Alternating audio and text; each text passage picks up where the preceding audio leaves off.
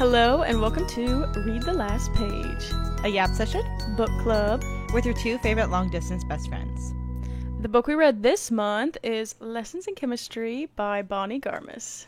And since we finally read the last page, we want to talk about it. Hi, B. How are you?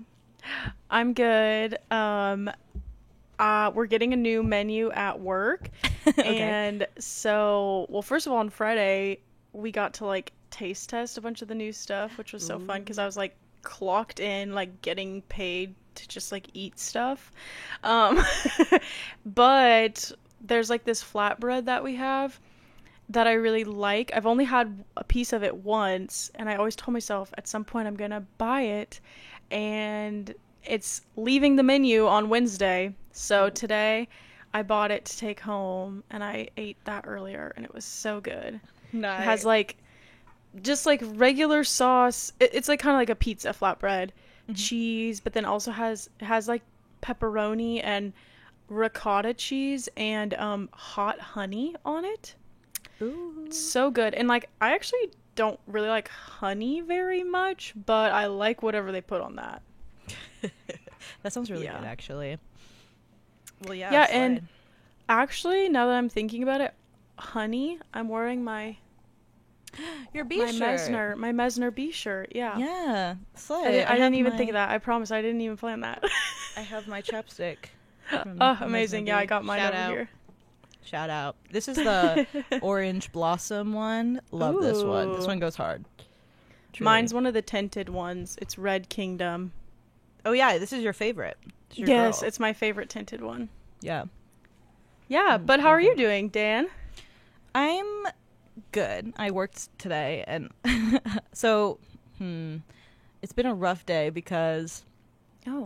I've been taking a lot of vitamins recently over the past month or so. I've been trying to be really, cautious about Like ashwagandha? yeah, that's one of the things. I don't know if that even counts as a vitamin, but it is Just remember you talking about that. yeah. But I've been taking a lot of vitamins that are supposed to kind of help naturally with mood balancing. Oh. And so if you know me, I mean, if you've listened to this podcast, you probably can tell, but I'm a very high-strung, anxious individual. And so I've been taking these vitamins to somehow help with it. And it kind of helps, but today, I woke up today, you guys. By the way, it's a Monday. It's a work day. I work at 9 to 5. For everybody curious. I woke up today at 9:30. Shot out of bed. Stressed out of my mind. I have a morning meeting every day. Right when I walk in. Missed the morning meeting. And I was and then also when I started work today, I opened up my laptop and of course my laptop decides today's the day it wants to fritz out and completely not work on me. So I've been having difficulties. But I was is this actually the consequences of me trying to help my mental health? Because if I was my usual anxious self, I would not have slept through that alarm. Right. I know it because I'm constantly aware that I'm my don't sleep through your gosh. alarm. And so I did today. And so I'm wow. But it was stressful. Luckily my boss was oh yeah, no problem at all, girl. Well, he didn't say girl, but he was no problem. But I was so if you know me, that's my worst fear. It's Yeah. missing a meeting. I wanted to die. But yeah, all was fine. But my computer's still broken, so here we are. Oh. Yeah. Okay, well you're recording right now, so at least it's working a little bit. Well, so this is my own computer, my work computer that I'm assigned. Oh, okay, Yeah. that makes so sense. I with see. everything on it. So luckily I was mostly using this computer. I was able to kind of switch back and forth, but I contacted our tech department and I was hey guys, I don't know what's happening. I'll see you tomorrow morning. Do you remember in high school when if you had a problem with your Chromebook, you had to go to the tech assistant room? Yes, I do. And there was one time where maybe this was even I think this was actually in college one time. I was this is so embarrassing. Okay. I was in the computer lab or something, and it's I literally didn't know how to turn the computer on. It was on the screen, you know how you can get there's the screen where it has your kind of like your profile picture in a way Yeah, for like the your login screen. Yeah, but it like there wasn't like somewhere to type. And I was like, well, how am I supposed to type my like password in or whatever? And the person like helping us at the library was like, did you try clicking on the screen? It was just like you just had to click and then it popped up, but there was no indication of that. And it's like I felt so like embarrassed because it's like my dad is like a computer whiz. Like there's no reason I shouldn't know how to turn on a computer. You know what I mean? Yeah. I just was like, I'm letting down everyone in my family right now. I one time had to get my computer fixed like from Apple, but it was something to do with like I couldn't figure out a setting on my computer, so I got in touch with like Apple Care. And one thing that they do, I don't know if they still do this, I would not want to do it again, but like they kind of like connect through your computer. And so I was on the phone with somebody, and they were like on my computer kind of like looking around. The most terrifying moment of my life, not because I have anything weird on my computer, you guys, but like genuinely everything personal being on that computer, and they're like just clicking through folders. I was like, like, don't look at anything. Yeah, that happened to me one time when I was trying to take a test during like 2020, and it was online, and it was like on Blackboard, and to get into the test you had to have a password, and then the teacher gave me the password and then it didn't work, and I was emailing her like, it's not working, like what am I supposed to do? And she was like, well, contact the Blackboard help. And then they were like, can you tell us your IP address or something, whatever it is, to like get into your computer?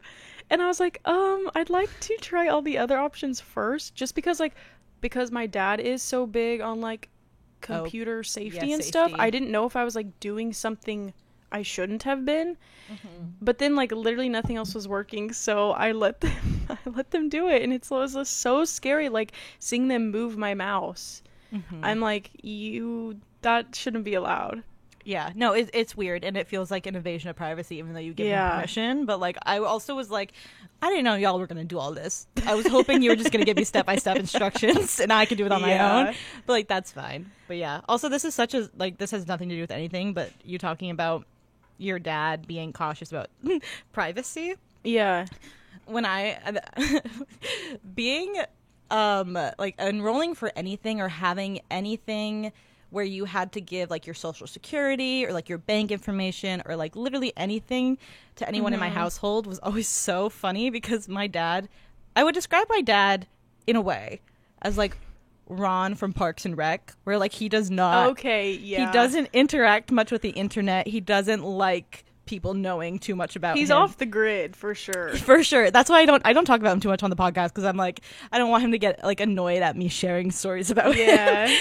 But one time I remember I was like, I had to send my social security number to like to our school for something. Yeah. And I was like making my mom, I was like, Mom, I don't know it. Like, I was like 15, of course I didn't know it, but I was like, I don't know it. You need to like get this. My dad comes in so upset. He's like, why are you giving people your social security number? You should not be doing that. La la la la la. And I was like, Dad, it's the school. He was like, I don't care if it's the school. I was like, no, like it's necessary. Like we actually have to do that. My dad always says the same thing. Like if I'm emailing something, he's like, okay, well, if someone hacks your email, then I guess there goes all your personal information. I'm like, what am I supposed to do? It's just like, oh my gosh. It's so scary when people actually who know what they're talking about warn you about it. And you're I know. Oh, right. Yeah, you know what? The one and only time my card information was stolen was, so I got a debit card a long while ago. And my dad, basically my parents, didn't let us buy stuff online. And like we had to, like we could use it in person at the store, but if someone hacks into your debit card and takes your money, it can be harder to get it back than like a credit card. So if we bought stuff online, like we would use my parents' card. Well, finally, like I got permission to use it online, and I like go to order like from a like Mission Taco in Kansas City. I'm like, okay, first time, like la la la la, and then all of a sudden I start seeing these purchases on my card that I didn't make, and I was like, now how is this gonna happen the The first first time. But I mean, like, I like froze my card like immediately, and like Yeah. it was fine. But I'm just like, oh my gosh, of course. And I'm just like, of course it would happen. I don't know. Yeah, that's crazy. That is crazy. Like, the universe should have been kinder to you in that Yeah. instance. You know. It's fine. I guess it was probably just like my time. Like I had pushed it off for happening for so long since I never did it online. It was like, okay, Murphy's Law, you know, like Murphy's Law, Drew. it was bound to happen. Drew. Okay, Yeah. so shall we get into lessons in chemistry? I think we should. I feel like we have so much to talk about. I'm actually really excited for this episode, Yeah. you guys. So for some of our other episodes, you have kind of given like a quick synopsis for anyone who might want to hear. Did you want to do that? Yeah, I can. I think I might just pull up the Goodreads summary. Oh, yeah. Because Go for it. last time I was like trying to go off the top of my head, and I was like, I don't even know where we're going. For Tress, I thought the like synopsis you gave was so good. I literally Really? thought you had typed that up and prepared it. So like what I did was I had like bullet points on my in my nice. notes, but it was mostly just like Tress leaves island, Tress meets Charlie, Tress da da, and I was like, I was like spores. You guys know. Wow, okay, But- I'm impressed. Thank you. So I'll just read what Goodreads has. It might be kind of clunky, but oh well. Okay, that's fine. Okay. So, lessons of chemistry. If you're curious, this is what it's about. Chemist Elizabeth Zott is not your average woman. In fact, Elizabeth Zott would be the first to point out that there is no such thing as an average woman. It's the early 1960s, and all her male team at Hastings Research Institute takes a very unscientific view of equality. Except for one, Calvin Evans, the lonely, brilliant, Nobel Prize nominated grudge holder who falls in love with, of all things, her mind. True chemistry results. But like science, life is unpredictable, which is why a few years after Elizabeth Zott finds herself not only a single mother, but the reluctant star of America's most beloved cooking show, Supper at 6. Elizabeth's unusual approach to cooking proves revolutionary, but as her following grows, not everyone is happy, because as it turns out, Elizabeth Zott isn't just teaching women to cook, she's daring them to change the status quo. So that, if that makes sense to you guys, basically about a woman who starts the book as a scientist, meets the love of her life, becomes a mother, and then becomes a cooking show star. And Yeah. there's a lot to it. It's kind of one of those books, again, that I don't think is necessarily driven so much by the plot, but more so the characters and the characters' journeys. Definitely. So, but it's, if you're curious about maybe the genres and maybe tropes or different elements of it that you might like, it's a fiction book, of course, but historical fiction. There's a bit of romance in it. It's highly like women/feminism focused, and it's really about, it's just about, like, I think I would consider it almost as like a second coming of age novel in a way. Yeah. So, And I'll also add, if you are watching and you saw how big it looks, this is one of the fastest, like, I've Yes. read one of our book club books. Me too. Despite it being so big, it's not super difficult to read or something, and it's like I was so interested that I just wanted to keep turning the pages, so don't fret over it like looking so large. It's not going to feel like you're reading like a Stephen King book or something. yeah. No, it's definitely one of those books that I think is, because of the way it's written, I wouldn't say it's fast paced, but like you get through it fast. Yeah. Because it sucks you in really easily, I think. Right. So If Yeah. that sounds interesting to you, pause this, go read it, and then come listen. yeah. Me and Laura, by the way, we really liked it. So Yeah. we highly recommend it for anybody who's curious. But we will be getting into spoilers, so you need to so leave. from this point forward, spoiler alert. Yeah, exactly. Perfect. Okay, cool. So yeah, now that is out of the way, let's talk about lessons in chemistry. I'm so excited. Okay, I'm like, I don't even know where to start. Me neither, honestly. Per usual, I like wrote my notes out just with like page numbers about stuff that I wanted to talk about, so we could just kind of, I could just say something and see where it goes from there. Sure. So to start at the very beginning. Yes, perfect. Page 1 and 2, the first chapter. I loved this. I thought it was such a good first chapter, quick and to the point, and like it really got me interested in, because it introduces the daughter, Mad, and then it's like, I'm like, okay, who's this young girl? I want to know more about her. And so then I keep reading, and but then it's more about the mom, Elizabeth, and then like I think having that first chapter of like, okay, we know it's going to get to a point where she has a child. It like it was just enough to like pique your interest and like make you want to keep going. I loved it. Yeah, well, you know what's crazy? I have a note in my notes that says, why does it start in the middle of her story? It's not the end, but it's like when she meets Walter Pines, who kind of changes her life in a different way. And it just says, does Laura have ideas? Because I was like, I wasn't entirely sure why we started there. I think it's an interesting choice, and I think it's effective. But it just is curious to me why you wouldn't start maybe at the end, but instead you kind of just start in like the second coming of her life. Because she doesn't start the cooking show until like page 200. Yeah. And so it's like, I wouldn't say this book is even about the cooking show. Like, I went into it thinking it was going to be more so about her starting this cooking show. But for the first half of it, we're just walking through her life as a chemist and her relationship with Calvin and, everything like that. So it was interesting.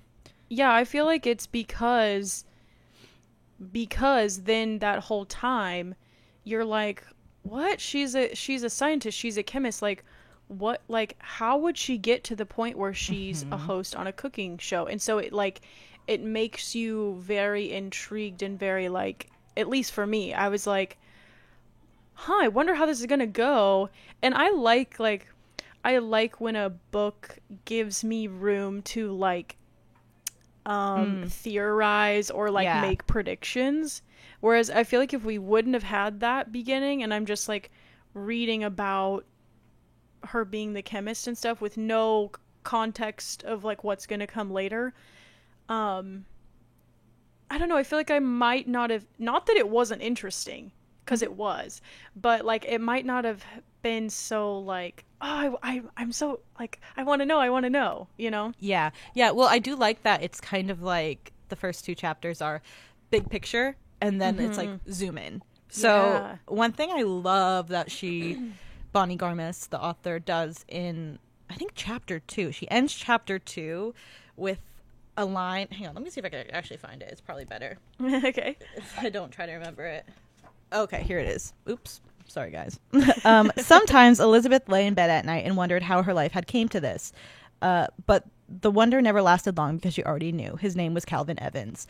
And so that's where the story starts. Right. Like, then we zoom all the way out. Or I guess we zoom all the way in, question mark? Yeah. I don't know. But, like, you know what I mean. Like, it's like, like, now we finally, it's like, okay, now let's tell this story chronologically. And it's so great because this book also kind of has a habit of, I don't think it does a whole lot of surprising the reader. There are big moments that happen in this book, and kind of like, I'm thinking specifically about Calvin's death. Not to jump straight there, but like she kind of does this thing where she plants in the book, like she'll tell you kind of how everything ends up so the reader's not exactly surprised, but like you're still emotionally impacted by the result. So like with Calvin, it's like, I think the chapter before he dies, it ends with, in 37 minutes he'll be dead. And like, so as a reader, you're like, excuse me? Yeah. Like, what? And then you have to go into the next chapter being like, what? Like, okay, I guess we have to strap in for this. Yeah. And you know what I'm thinking is, did you love this then? Because I remember on one of our other episodes, you were talking about how you like to know like what happens in a book before you just like commit to reading it all. Well, okay. I know this is like kind of different though. Yeah, so I mean, I wouldn't say I particularly seek out books that do stuff like this, or like Yeah. I don't like always going into books and knowing what's happening. I think Yeah. usually if I hit a lull in a book, I want to know that it gets better. Oh, I or see. like I want to know that the thing that I want to happen is gonna maybe somewhat happen if I just keep going, and so I'm like, okay, that's incentive. But this though I just thought was a really clever and different, artistic choice by the author, and I liked reading it Me because too. I feel like it should take away from the actual, it's telling you things before you get there. Yeah. And like you don't get the whole picture, but you do get a taste of what's going to happen. And so it's, I think sometimes if done incorrectly, that could have been not great for the actual connection I had to the specific scene or story or characters or whatever. But I thought it was, I think it was just used in a way that like made me want to like keep reading, because I was like, what? Yeah, and I think like maybe for some of this, it writing in this sort of way helped emphasize that like not to sound cliche, but like it's the journey, not the destination. Like Oh, it wasn't 100%. necessarily about like Calvin's death is just like a really easy one to bring up. Like the point wasn't like that he died this tragic death. Now, yes, that was very important, but it's like the stuff that led up to that and how it made her feel guilty and how she's losing him, and like that's like what's more important. Like, and so it's like, okay, like let me just tell you like this bad thing's gonna happen, but like pay attention to everything coming up to it. You know what I mean? Yes, this book is the epitome of it's about the journey, not the destination. Yeah. Because truly it's like, I was thinking a lot about this and I was like, it's so intriguing how much the external plot affects the internal plot, if that makes sense. So it's like very much a book about the internal lives of these characters. Elizabeth deals with grief very heavily throughout the book. Her passion for science is like a very big driving point for the plot. Her relationship with her daughter, with Calvin, with her dog, with her neighbor, just like all of that is so crucial to actually what the story of this book ends up being. But it's also the ways that the external impacts the internal. So it's like Elizabeth cannot exist in the society without the oppression from the patriarchy.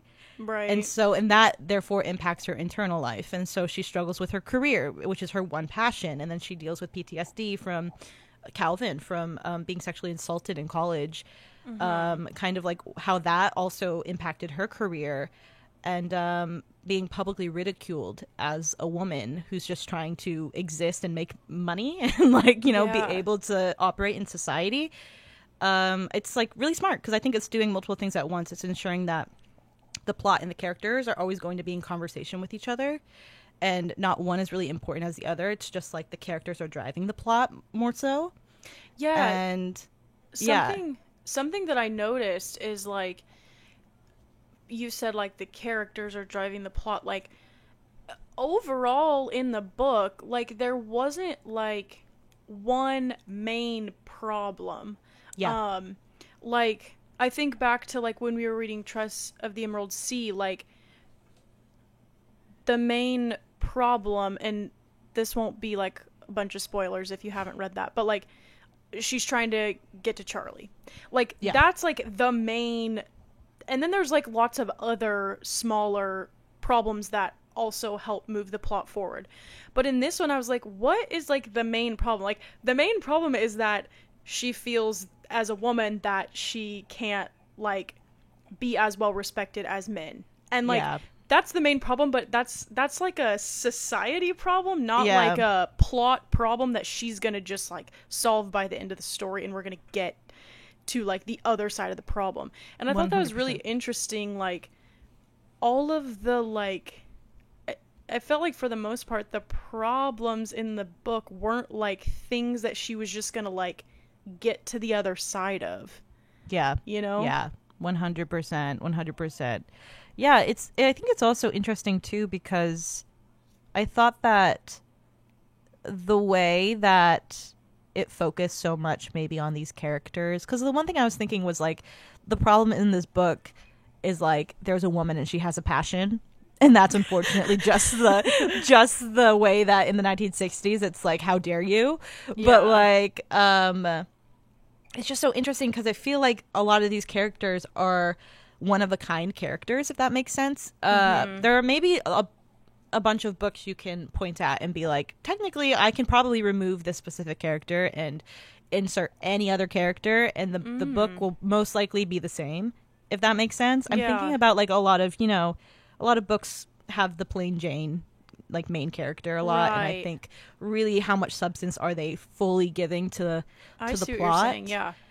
But like I feel like you can point at almost any character in this book, and it's like the impact that they had on the plot was like so important and specific to what their character could give and was going to give. So like Elizabeth, 100% a one of a kind character. Like this could be only her story alone. And then like we have 630. Like that's literally an insane character to write. Like what an interesting thing to read from the dog's perspective. I know. What did you think about that? Because And I liked it. Me too. I thought it was really well done. Like it could have been so goofy and weird. I know. But I liked kind of the blunt like observation-ness of me too. Of his perspective, I guess. Me too. One thing I was thinking too is so there's a quote in like chapter 19. It said it's from 630's perspective. And so if you don't remember, by the way, 630 is the dog. So that's why we're like weird. But chapter 19, there's a quote from him that says, Elizabeth did listen to him. Obviously, communication was not limited to conversation. Still, he sensed that most people did not listen to their dogs. And up until this point, I was like, why do we have 630 chapter or perspective? I was like, this is so interesting. I think it works really well with the purpose of Elizabeth as a lead character because it reflects the importance of her journey in this book, which is like she's on a mission to make those deemed unimportant feel important or give importance to the unimportant characters. Right. Or people. And so I don't know. I just thought it was really smart for Bonnie Garmus to consistently jump from perspective. And just like we would meet a character, instantly be inside their head and like figure out what they think, and like all their thoughts therefore become important. And I think the importance of having 630, I think like that drove forward that point for me, if that makes sense.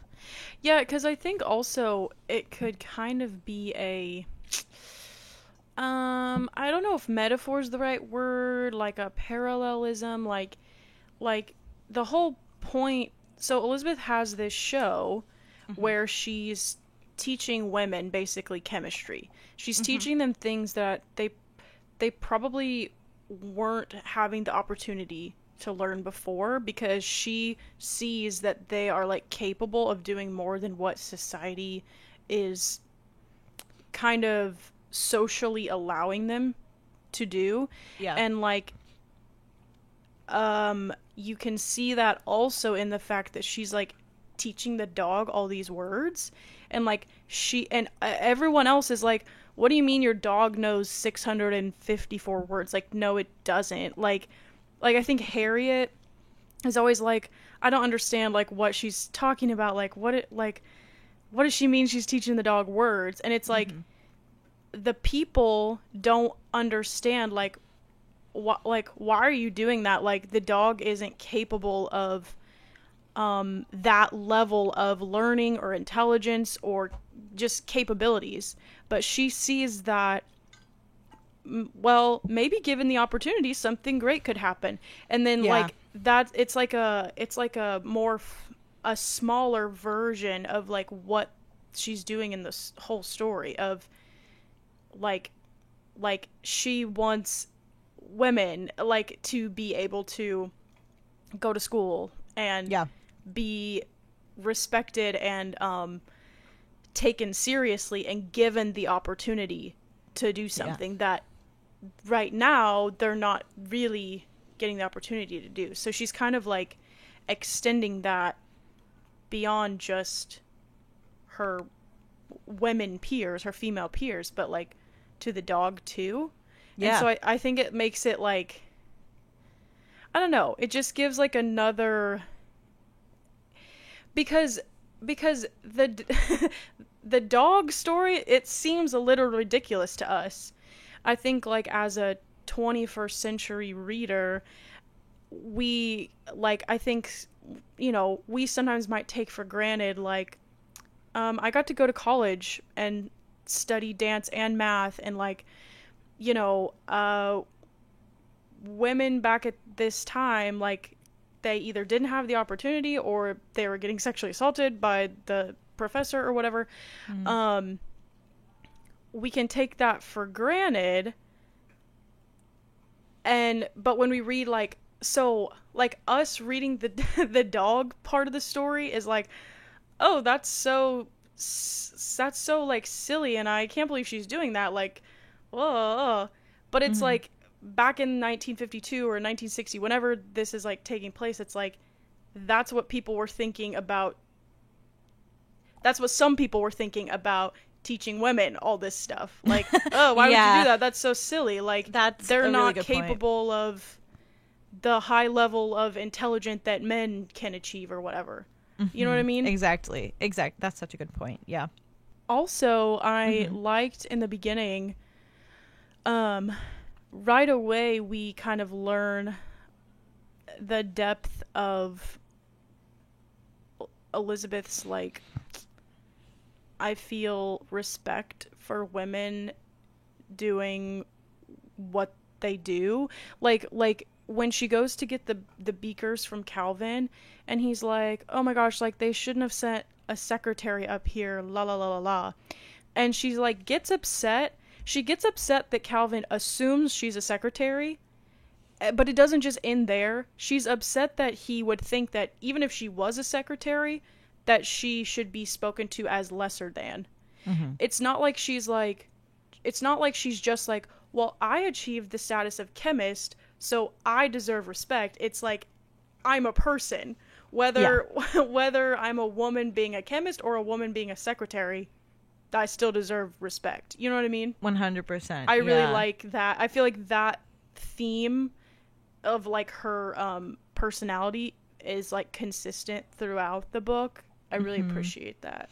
Yeah, one thing I was thinking about in this book, and I think it happened when she ended up finally kind of talking to her neighbor, Harriet Sloane. And there's a scene where they're both looking outside of their windows at each other's houses, begging the other one to reach out. And like, I was just like thinking about like how much this book is about a woman who at the beginning of the book is a sort of alone or isolated character, and she finds out that you kind of need a community in order to maybe feel fulfilled in life or like thrive truly in life.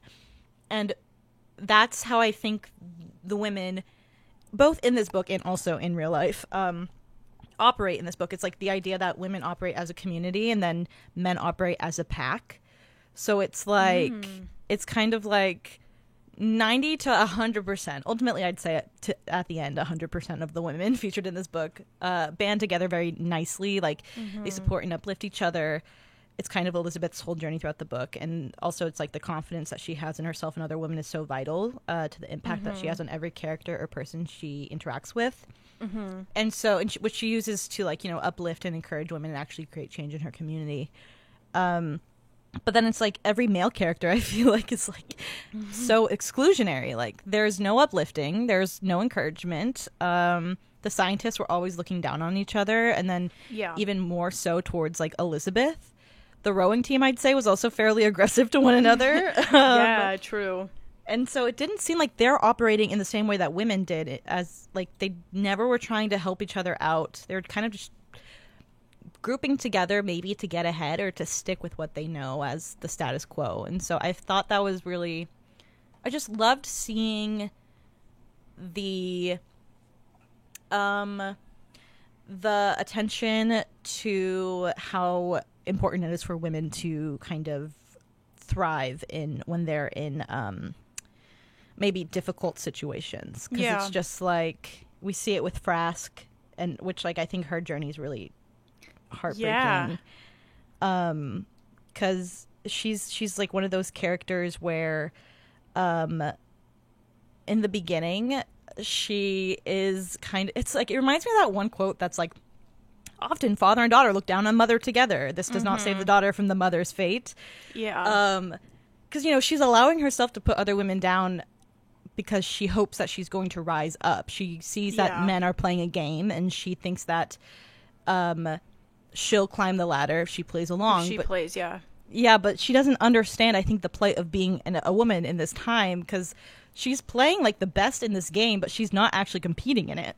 And so it's just like, it's such an interesting journey, and I appreciate where we end with her and how it's like we don't Yeah. have to forgive her for what she did in the beginning, but she does a full 180 where it's like we can recognize as readers that she did good in the end, and ultimately doing things the Elizabeth Zott way is going to, I don't know, it's about Elizabeth's impact Right. really towards the end, and like how she learned, which is great. Yeah, and I think like especially what's her first name? Frask. Oh gosh, I do not remember. Okay, that's okay. That's okay. Well, we can just call her Frask. But Yeah. when they're in like the bathroom and they're like yelling at each other, and Frask is like, "Well, I'm an almost psychologist," I think she says. And then Elizabeth's like, "What do you mean almost?" And she's like, I couldn't finish." Basically, she says, "I couldn't finish my PhD because I was sexually assaulted." And then she's like, "What about you? Why don't you have a PhD?" And Elizabeth is like, "Yeah, me too." And I think like that, it's a really unfortunate way for them to feel camaraderie. Like, what a Yeah. awful thing to have to finally see eye to eye. But it's like, I feel like sometimes it's like, I think it's showing like sometimes the Elizabeths of the world think like, well, I just had this bad thing happen to me, but like I'm still like trying to climb the ladder, and these other women aren't like pursuing something great like I am. And then like the Frasks, some of the world, some of them are like, these women like Elizabeth who like don't have any like decorum or like respect for social norms, and like why can't they just like try to like play the game like the rest of us and do like what we're doing. And it's like finally they had a moment where they had to be like, we're not that different. Yeah. We both wanted something, and something, the same thing, got in our way. Something that's horrible, awful, shouldn't happen. And like they just went in different directions after that. And it's like they both have been hurt by the system or the patriarchy or whatever you want to call it. And like I feel like probably until that point they didn't see kind of like the humanity or like the sisterhood in each other. They just thought like, well, my life's harder and she wouldn't understand. But it's like, they do understand, you know? Yeah. It's yeah, I don't know. It's just it's so interesting kind of seeing the way that like so many women, I feel like, in this book needed to just be told or like understand that like they live in an oppressive society. Yeah. Like the character Harriet Sloane, like the whole thing about her being trapped in this loveless marriage where like her husband, like she was like talking to like I think like the priest or something at one point, and he was like telling her, well, you know what, even though like this is a problem, like, and you're trapped in a loveless marriage, like, I'm so sorry, but there are still things we can do other than divorce. And it's just like, maybe be kinder to him around the house, or like maybe do this or whatever. So I don't know. I think that shows like a lack of men holding each other accountable, because if that's happening, like, that's a situation where the priest needs to be talking to the husband. Like, it's like obvious that Harriet is not really, I don't want to say she's a perfect angel and she never did anything wrong. I don't know. But like, she's trying to like be the right type of wife, and like, why is no one telling him to be a better husband? You know what I mean? Yeah, exactly. It's like that, and it's like, on the note of like the men not holding each other accountable, like Walter Pine, I feel like for the most part he's like a good guy, but when I think about the part where Elizabeth goes to speak with is it Phil, the head of the show, and the other girl, what's her name, Rosie or something? Rosa, the makeup artist. Yeah, she's like, I cannot remember everyone's name. Walter, she's like, Walter told us, like, we're not supposed to, like, meet with him one-on-one. Like, you should really tell Walter first. And Elizabeth's like, no, like, I'm just going and it's fine. It's like, okay, so it kind of sounds like Walter knows that the women have a high likelihood of being assaulted by this man if they're one-on-one. And it's like, the fact that Walter didn't tell Elizabeth, didn't tell the women, didn't say, like, I'm like, that is a fault of a man not holding another man accountable.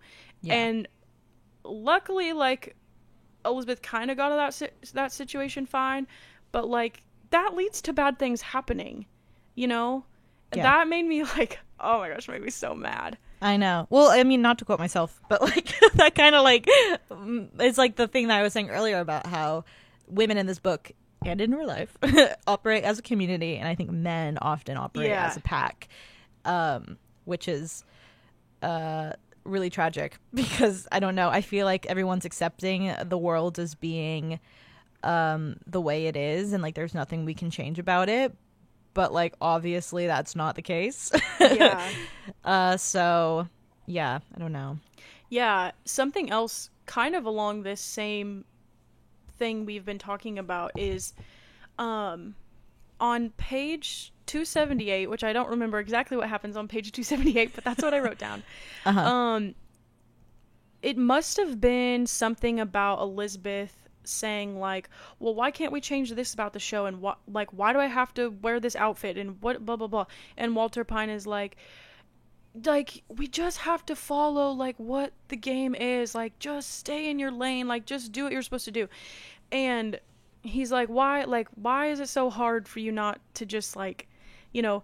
And this reminded me, as a little text to show connection, this reminded me of Jonathan and Nancy in season 3 when they're working at the news. Of Stranger Things, by the way. Oh, yeah. Stranger Things. The news station or whatever. And Nancy is like, I want to investigate this story and I want to do this because I believe it's the right thing to do. And Jonathan is like, stop pursuing this. Like, you're going to get us fired. Lo and behold, they get fired.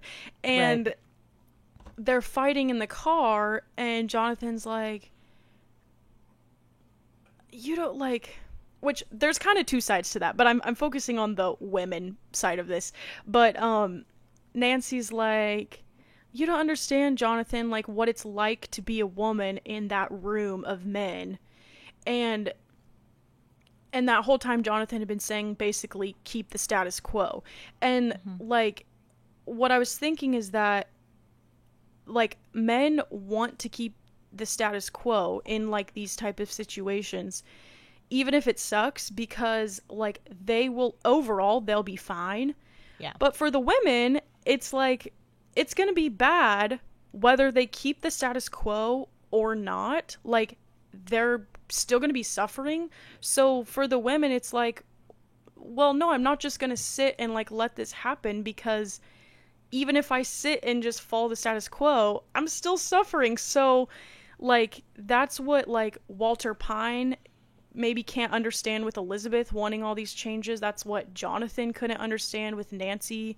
Like, you know, like, if you're gonna like, if they keep the status quo, a lot of times it's like the guys are gonna be fine, they're gonna skate through, they're gonna keep their job, and they'll be fine. But it's like, for the women, like, okay, you might keep your job, but if you're being harassed and like then that's not fine. Like, that's not a situation that they want to be in. I don't know, it's kind of like, you know, I just love making connections, and that part just, like, really stood out to me. Yeah, I think Walter was a really interesting character because he seemed like somebody who was very much on her side. As soon as we meet him, like, he was very inspired by her and, like, really wanted to, you know, it seemed like he was somebody who wanted to uplift her in a way. And, which I guess that's my word of the episode, because I feel like I've used it like 1,000 times. And then it's like, yeah, then we see the second he gets pushback, he completely, that all crumbles. Yeah. And luckily, I mean, I think it's because of the person who Elizabeth is, you know, I don't think she ever takes it personally. I think she understands, but she's just going to keep pushing her, what she thinks is best for herself and for the program. And I'm glad it ends up where it does, where, like, he is also one of the characters who is impacted by Elizabeth and, like, her overall determination and, like, headstrongness. But yeah, it was an interesting, I think, arc for him, because we got to a part where I was like, I don't really like him right now. Yeah. So yeah, but you know, but eventually he gets to where he's starting with the man in the mirror. True. Like, literally on page 282, like, I was like, this is so, we gotta throw a song in there. Because he's literally, like, having the revelation of, like, you know what, I gotta be better. By the way, hi guys, we had to cut real quick, and now I'm not wearing glasses and our lighting's changed a little bit. Yeah, I had to turn my light on, so that's why it's getting dark. It looks like yellow lighting in here instead of bluish. Gotcha. So we were kind of talking about men and needing to hold accountability and this and that and this and that. One character that made me so mad was, and I don't know if I'm gonna say this right, Borowitz. I thought it was like Borovich or Borowitz or something. I don't know. Yeah, I don't know. He made me so mad when he was like, well, basically everything that he did, but especially when he was like, he's like, please help me, like, I need to keep this job. And she's like, yeah, me too. But unfortunately, like, I'm not going to be able to keep it. Like, they're going to fire me. And it's just like, he was just always looking out for his own interests. And he truly, I feel like, was like the definition of, like, a coward. Like, just like... Yeah. Like, always riding her coattails and taking credit. And, oh my gosh... But then always being like, oh, but I need my job. And it's like, dude. He's like the epitome of, like, the man, you know, that, like, has had it so easy in life, has had everything handed to him, and doesn't know how to operate as a human being with, like, empathy or, like, just even awareness outside of his own self. Right. Which is so aggravating to read. But, like, also, like, real, because that happens in real life also. True. Oh, also, you kind of talked about Harriet a little. I just want to say, like, one part that was, like, really powerful to me, I felt, was when Elizabeth pays her to babysit, and, like, Harriet says, like, it's her first paycheck, and that it felt, I don't remember exactly what the book said, but to Harriet, it was, like, empowering or something like that. And I just thought, like, I don't know, that was just so powerful. Like, I remember, like, my first dance job and getting my first dance, like, paycheck from dancing, and, like, how that felt for me. And, like, because I was like getting paid to do the thing that I wanted to do.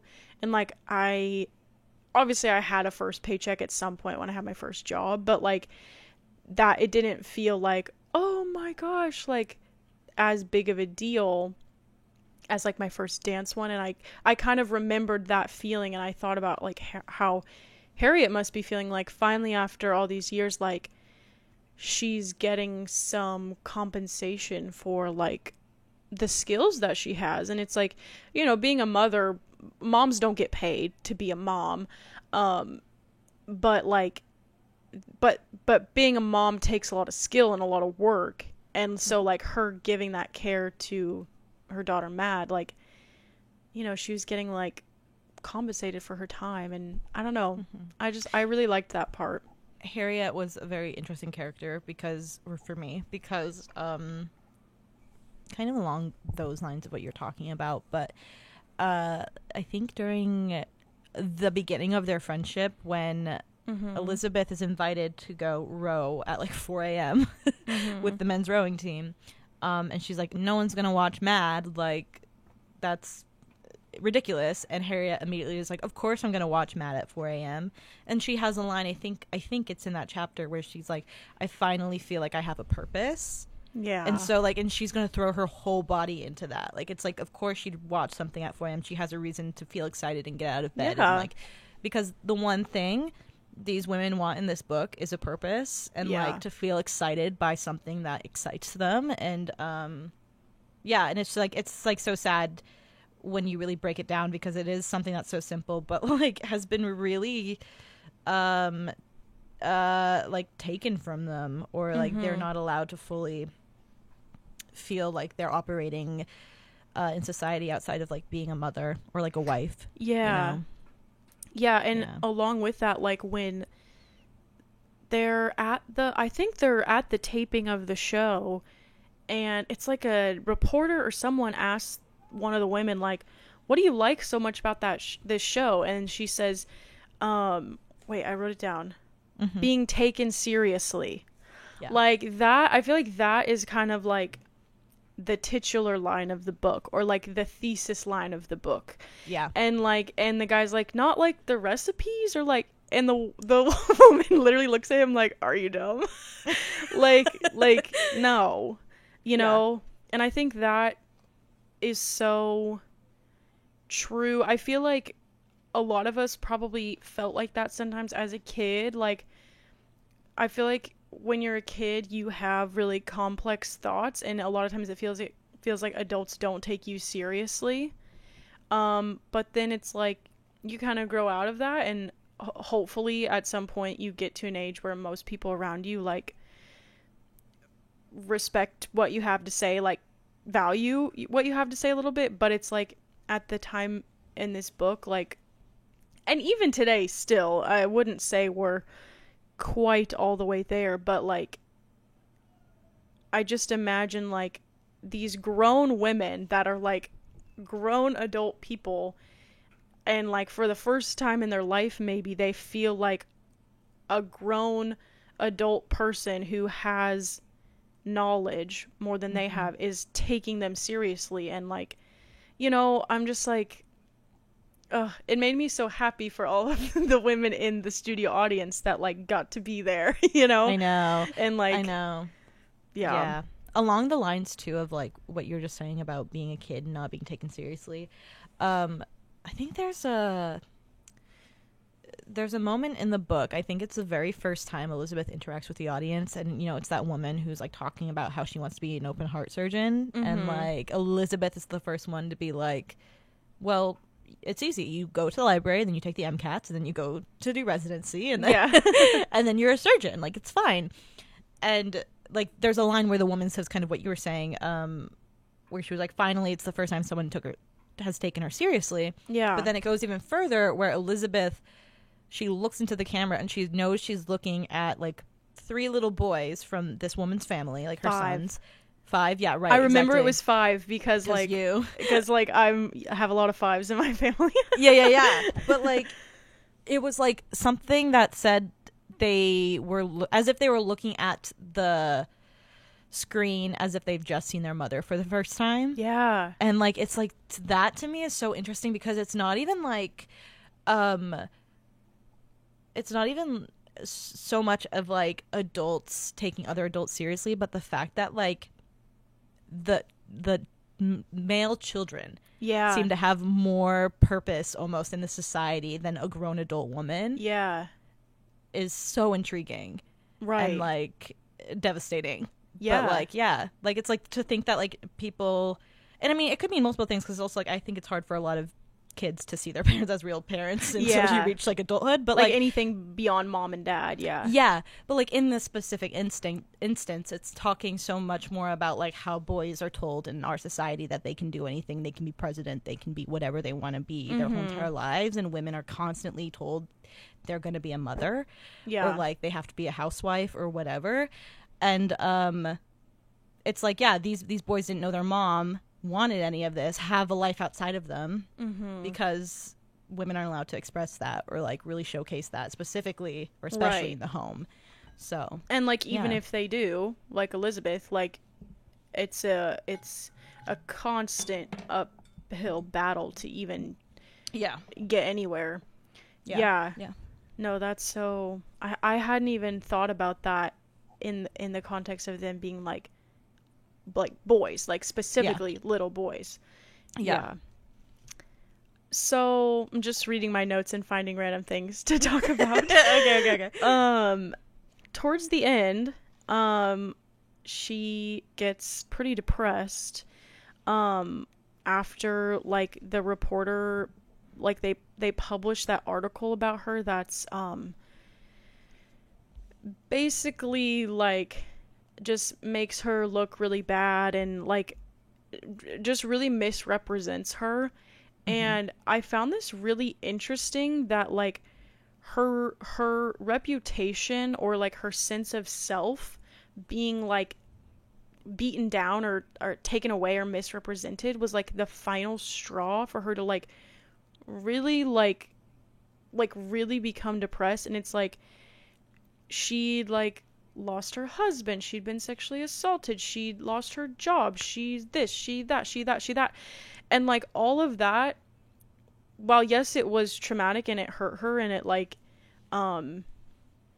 it definitely affected her, but like it seemed like the straw that broke the camel's back was like her sense of self being like dismantled, and like the way that people perceive her, like, because I feel like in so much of the book she's trying so hard to get people to see who she is as a scientist, a chemist, whatever, and then like when the article comes out and it totally misrepresents how she would want to be presented, that is like, I don't know, I just found that interesting that was like the thing that like set her over the edge, because it's like you think that it's like the death of a loved one would be the thing that did that to you. And I feel like it was probably everything accumulated, and then like that was what she felt like she had, was herself and like what she was proud of. And even though it wasn't literally taken away from her, like she's still that same person, but if everyone doesn't believe who you are and who you think you are, like that's really disturbing and in your head, you know what I mean? So I thought that was really interesting. I think it's also, I mean, in part, Elizabeth is a character who, as we see her throughout this book, she is somebody who, you know, she's going to dominate a conversation in a lot of ways. She has a really strong sense of self in every conversation she has, and like she believes in her beliefs so hard, and she is smart enough and determined enough that she knows when she walks into a room she's going to be able to tell her side of the story or get her point across. And even if it's completely rejected, I think she walks out of most situations being like, well, there was nothing more I could do. Yeah. And like, you know, I think in a way with that article, it was taking that away from her to the point where like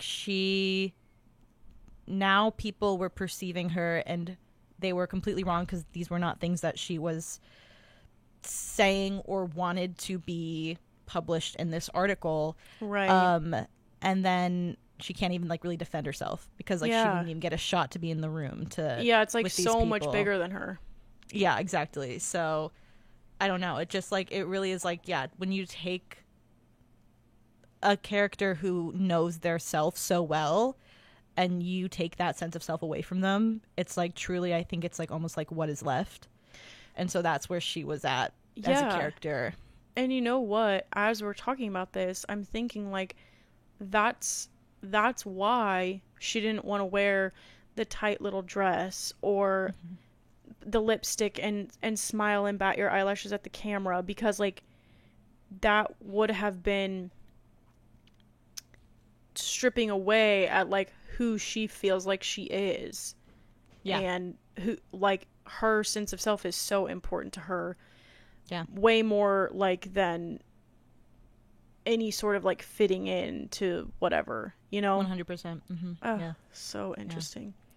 Honestly, I feel like this book was really well written. And Yeah. I really liked how at the end, that was just like satisfying to me, all the character stories connected. Yes. I loved it. I thought that the character Calvin, it's so funny because I think Calvin's one of those characters who in this book 1000% haunts the narrative. Like the second even when he's not, we don't even meet him, he's haunting the narrative, you know, like Yeah. he's such an important presence in this book. And like, I feel like we haven't even talked about him really, but he's a really interesting character to me because he's taken away from let me figure out how to say this. I guess I would say she does Garmis, Bonnie Garnis, the author, does a great job of hiding kind of Calvin's upcoming death from the reader, even though we said she literally tells you. But like if you were to take away those two lines where at the beginning of the book we know that Elizabeth is a single mother, and then it tells us before he actually dies when he's gonna die, I think it's like such a shock because when you're reading, it's like the author is actively opening up Calvin's story. It's almost as if like she's beginning his life just to end it, which is so intriguing to me. And it's like, because like we learn about his upbringing, we learn about his father, we learn like he's teaching Elizabeth how to row, they're starting a family. It feels like he had so much more of a story to discover, and it was just stopped on the page, which I think at first is like really heartbreaking. I mean, but I think the reason for it is because it's realistic, but it's also like the fact that like when it comes back around at the end and you see actually how like Calvin will never be finished as a character, specifically in Elizabeth's life, because all of these things that he taught her in his limited time on the page comes back around to be like a huge moment in her life. So it's like we meet like Calvin's mother at the end, and like rowing is huge. We get mad from Calvin. Like it's like so much of it is impacting Elizabeth as we read the book. And I just think it's just so interesting, like the role he plays. And it's also is really satisfying at the end because it's really sad, but it's like, wow, everything kind of happened this way for a reason, and just because something really tragic happens doesn't mean that it's gonna stay or only has to be a tragedy, if that makes sense. And I also really liked the priest, like the priest friend. And I thought that was like a really interesting like that they were just like pen pal buds and fell out of touch, but little did he know that like Calvin had moved here and like or like to the area that he was in, and then he's like helping Mad unknowingly, and then like realizes like I just thought that was really just like a fun like just a fun bit of the narrative that like all these stories were gonna like, it's kind of like invisible string, you know, like I was just gonna say that. I was like, this is so invisible string like coded. it's so they're all just like gonna connect and stuff, and I just loved that. And it's really giving found family at the end for you. They did that for you. True. And well, I mean, you know I love that. uh-huh. I was crying. Yeah.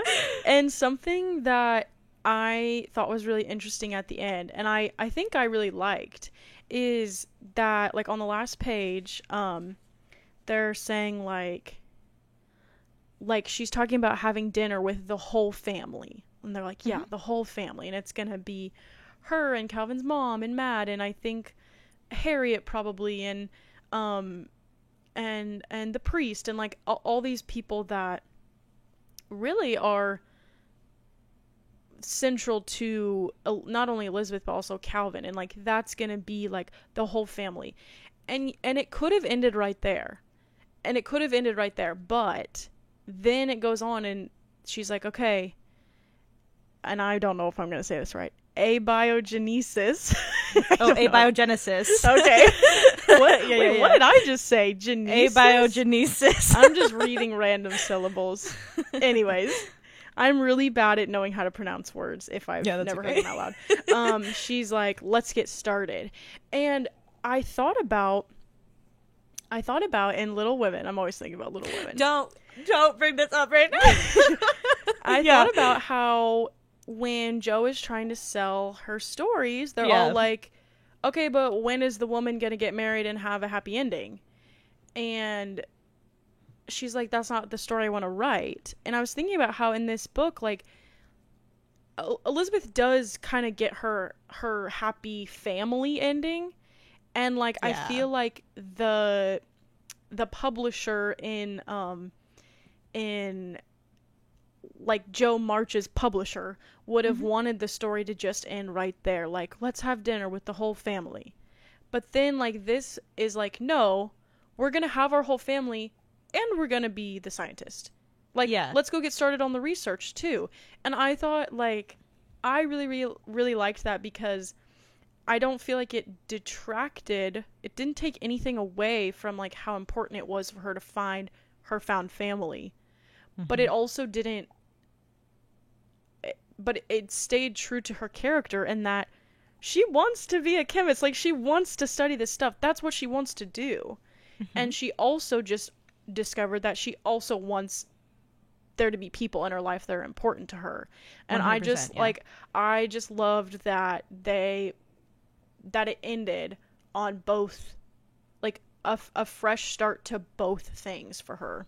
Yeah, that's so true. It's almost like a response to the first two chapters, if you think about it, because it's like we start off the chapter learning immediately about her family, like, you know, Matt, and like where Elizabeth was at. She was very, very depressed in the first few chapters of this book. And then, like, the next chapter, it's like we meet Walter, and like it's like it's the introduction to her, like, getting back into her passion, I guess, in a way. Yeah. And then so it's like the last two chapters, I think, are her healing the family side of herself. I mean, not that, like, she wasn't happy with her relationship with Matt, but I think it's like she finally was able to be happy with her family and her life. Yeah. And then it's like, then she could actually start her real career and be taken seriously in a profession that she wants to be, wants to excel in. So, interesting. Yeah. Yeah, because I feel like she talks about feeling like she's not, like, adequate to be a mother. Like, she doesn't really know what she's doing. And, like, then she finds, like you were saying before, like, her community that's going to help her. Like, Harriet's going to really help be a mother figure and help fill in that role. And then also just, like, everyone needs some, like, emotional support from people that care about them, you know? And, like, now she has, like, her little circle of people that she can go to, you know? Yeah, 100%. I think we've done a lot of, like, deep diving, but I also feel like we should just talk about, like, the basics of, like, the things that we liked. I really loved the writing because it was super gripping in a way. Like, I mean, not gripping so much as in, like, what's gonna happen next, but more so just, like, I wanted to be inside these characters' heads. And I think like, the fact that we're jumping around from character to character, I was just we were able to immediately get inside their head and see what they were thinking, what their life story was, which I really liked, and also made it, I think, a lot more rounded of a story, if that makes sense. Something about the writing that like the actual mechanics of the writing that was interesting to me is there were so many like paragraph breaks. Like, I know. Did you notice that? Yeah. And I was just like, I didn't necessarily like or dislike it. I was just like, I've never read a book that like wants to put a break in between so many paragraphs. And I don't know, that was just interesting to me. Something that I really like is I like when I can recognize a foreshadow situation. And with Elizabeth like being sexually assaulted at the beginning, and she has like the pencil, and then she always carries the pencil in her hair. Then later when she is like going into the office with Phil. Who's Chris? I think I just made that up. Yeah, I don't know Chris. I'll be honest. With Phil. And it like kind of a very similar situation is about to happen again. And it's like this time she has a knife with her, which like, okay, she doesn't stab him or hurt him, everybody, but like it's like I just feel like that was such a good like, I don't really know if it's a foreshadow or like a callback or just like a parallel, but like it's Chekhov's gun.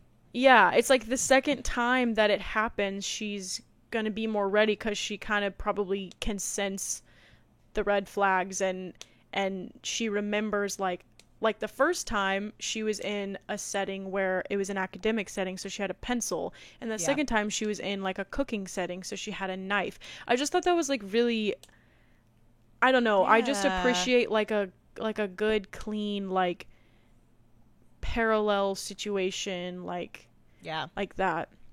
Yeah, because I really did think, because her having a pencil in her hair, it's like the whole entire time you're like, okay, so when is that going to come back into effect? Like, as I said, like Chekhov's gun, like if you have the pencil, you should use it. And then when that happened, I was like, oh my god, use the pencil. And then she takes out a knife, and I was like, oh yeah right, so interesting. But yeah, like it's like it shows that she's somebody who, she's just like 5 steps ahead of everybody, I would say. And like she knows so well how this world works, and so of course she would not walk into that office unprepared, or feeling like she couldn't oh my god, my lights just fell, sorry. Anyway, but like handle herself. no it's just my lights. But yeah another like literary device use that I liked was when it was on page 40. They're talking about, this is when they're like talking about their pasts, Calvin and Elizabeth. And the church bell tolls in the background, and it's like a memory reminder, and like a few pages earlier like a train whistled outside, and like those are like two noises that are like so directly linked to like their traumatic pasts, and like it made me think about how like those are noises that like he would hear all the time, every day. Like if you live near a church or a train station or tracks or whatever, like that would be like a constant reminder. And anyways, but like mechanically I liked in the writing how it was like they were talking about one traumatic thing, and then it was like a train whistled outside, and then they're talking about the other thing, a church bell tolled. Like I just really liked. That's so good. I didn't even notice that. So I love that you pointed that out to me. That's really smart. Wait, maybe I should have gotten an English degree. Oh my god, don't come for I'm kidding. I'm so kidding. I'm kidding. You usually are the one that has all the good insights. Yeah, I don't. Every time I'm listening to this podcast, I'm always like, "Go get your point across." I'm just like, so like. We have fun chatting though. Any last thoughts on lessons in chemistry?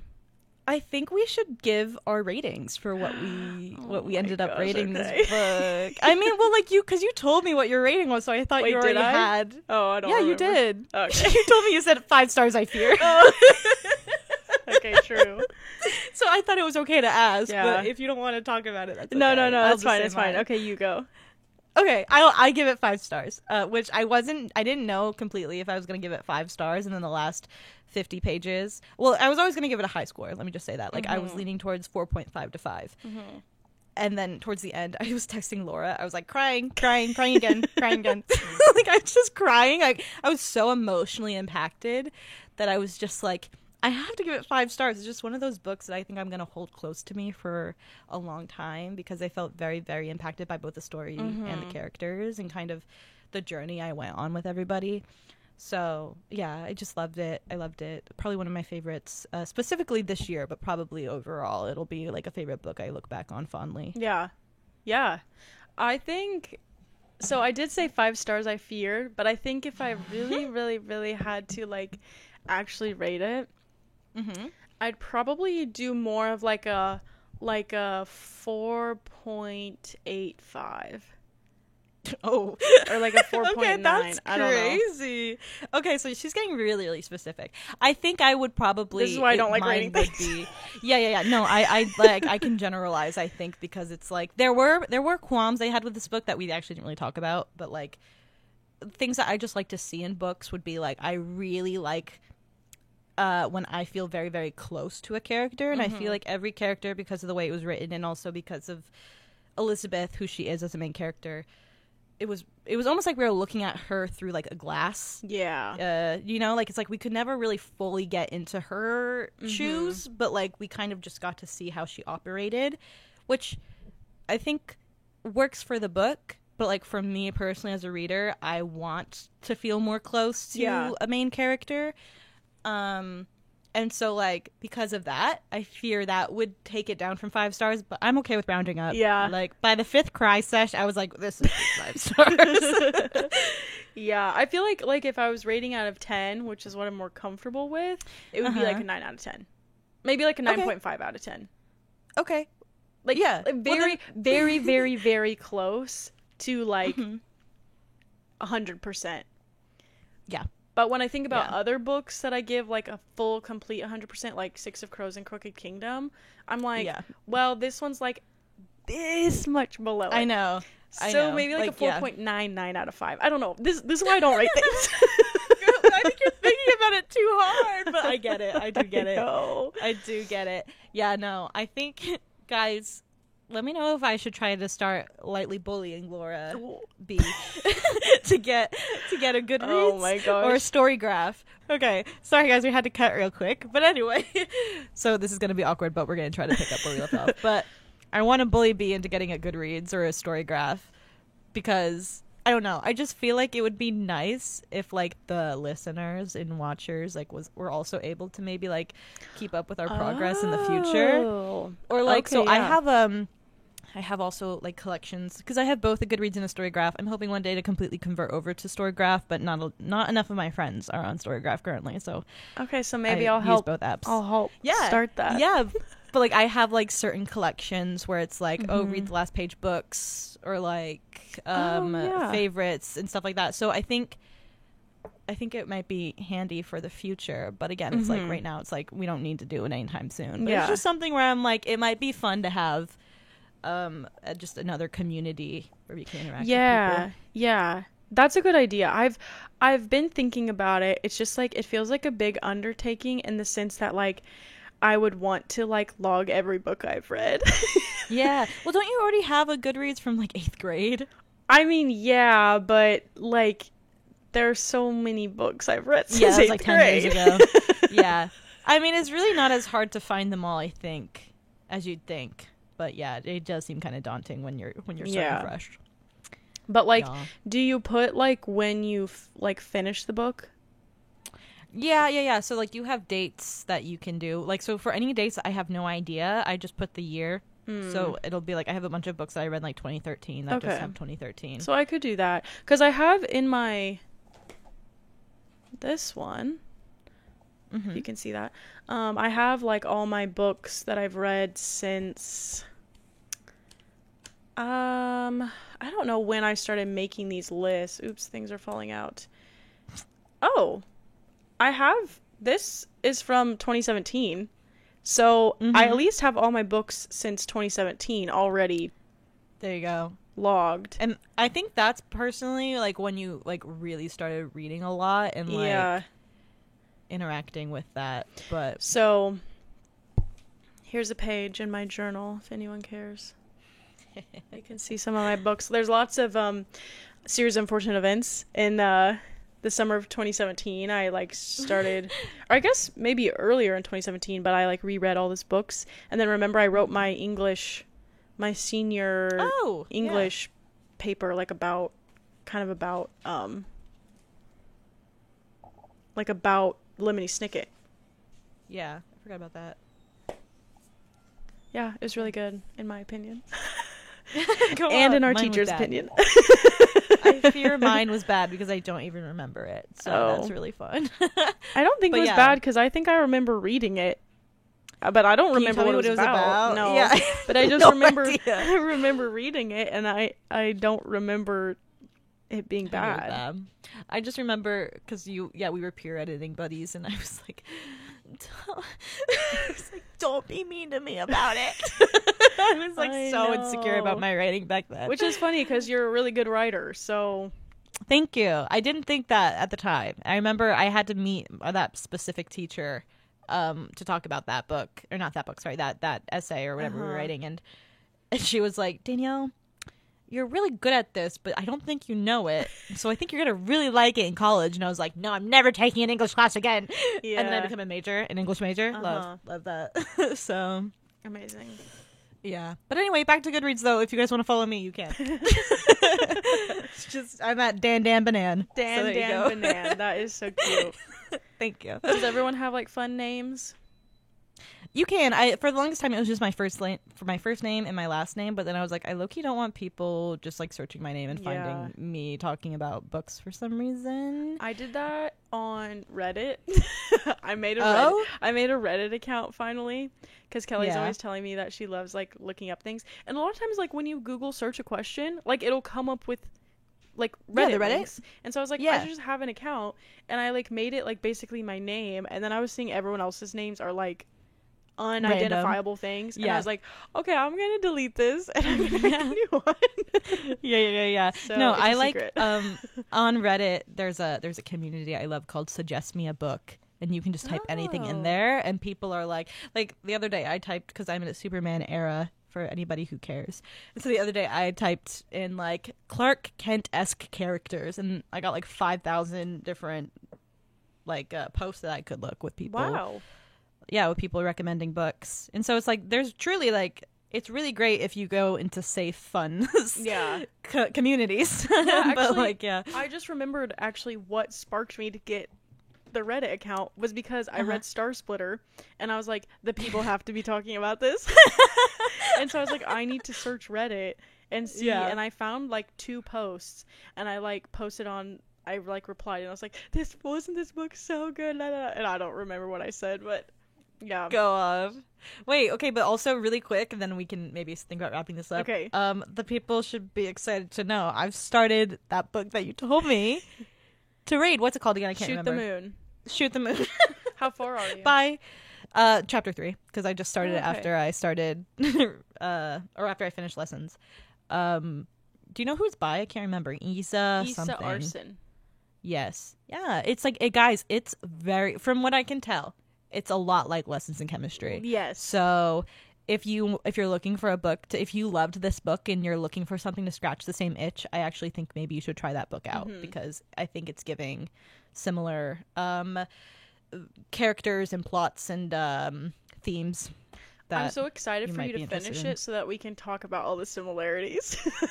Okay, yeah. No. I'll try to finish it next. No so rush. It's fresh on the brain. Yeah. But yeah, I hope you like it. because I really liked Yes, it.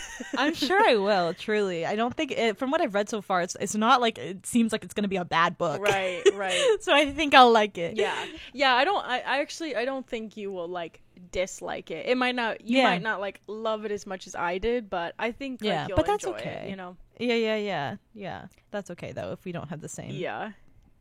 And Complete also, I opinion. finished today my 22nd book of the year, Heck yeah. which for the readers or the listeners, I mean, last year I read 5 books, and I didn't know that. yeah, the couple years before that I read like 2 or 3 books.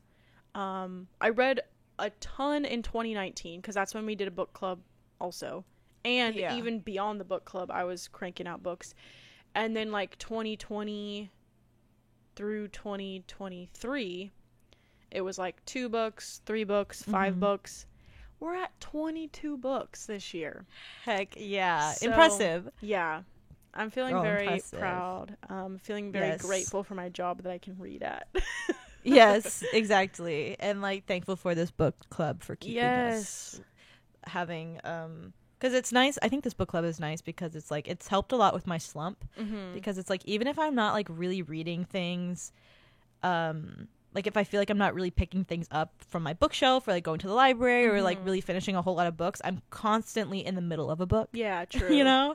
So it's like I'm always reading even if it's like I'm like not in the mood to read or Right. like feel like I'm in a slump. It's like I'm still actually, you know, participating in the activity of reading, Yeah. which is good.